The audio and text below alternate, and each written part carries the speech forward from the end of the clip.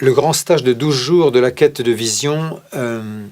commence avec un travail sur de lâcher prise et pour faire du lien aussi, parce que lâcher prise et se montrer vulnérable crée beaucoup de liens entre les participants et ça permet de passer une première étape initiatique de refaire circuler l'énergie qui aurait pu être bloquée en nous. Après, nous passons 2 ou 3 jours à travailler sur les 4 voies de l'initiation chamanique, de sorte à donner des repères et de la structure pour l'épreuve initiatique de la quête de vision elle-même. Donc on va travailler d'une manière condensée sur le guerrier, le visionnaire, le guérisseur, l'instructeur, qui permettront à chacun de reconnaître là où il en est dans le fonctionnement ou le dysfonctionnement de cet archétype en lui-même. Après viendra la quête de vision elle-même, qui est préparée par un ralentissement alimentaire et bien sûr aussi par des méditations et diverses pratiques. Et cette quête de vision va consister à se retrouver dans un isolement volontairement restreint au niveau de l'espace, puisque chacun va dessiner avec des cailloux ou bien des branches ou des pommes de pin un cercle de 4 ou 5 mètres de diamètre dans lequel il va rester pendant 4 jours et 4 nuits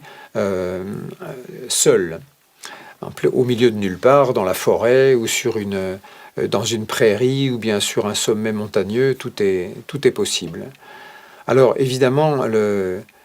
cette pratique qui est inspirée du monde amérindien, où l'on peut proposer, après avoir fait des huttes de sudation à des jeunes guerriers ou à des jeunes tout simplement qui passent à l'âge adulte, de se purifier avec la hutte de sudation. Après, ils passent 4 jours, par exemple, dans le désert, et ils n'ont ni eau, ni de quoi manger, juste une couverture pour passer la nuit. Et bien sûr, c'est beaucoup plus radical et difficile que ce que nous proposons.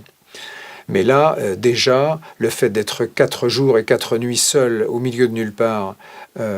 sans téléphone, sans livre, avec peut-être une flûte ou un tambour, mais en tout cas pas d'instruments qui permettent d'intellectualiser, c'est une épreuve qui est difficile et qui permet de retrouver beaucoup de courage, d'estime de soi et de contact avec la nature. La nature est guérissante et c'est une occasion unique d'en faire l'expérience. C'est tout à fait extraordinaire de consacrer 4 jours et 4 nuits de solitude à soi-même au milieu de la nature. Nous sommes nourris par les arbres, nous sommes nourris par la terre, nous sommes nourris par le ciel, les nuages, la pluie, le soleil, et c'est quelque chose qui est vraiment, qui constitue vraiment des retrouvailles avec soi-même et avec le monde vivant. Donc une épreuve très transformatrice, et le visage des personnes qui reviennent de quête de vision est quelque chose qu'on ne peut pas oublier. Les visages sont rayonnants, ouverts, complètement allumés. Vraiment, les gens sont transformés après une épreuve comme ça. Et à la fin du stage, on propose une dernière respiration holotropique de sorte à, en quelque sorte, métaboliser toutes ces informations vécues pendant les 10 jours précédents et permettre de terminer le séminaire dans un état vraiment d'apaisement et d'alignement et de puissance.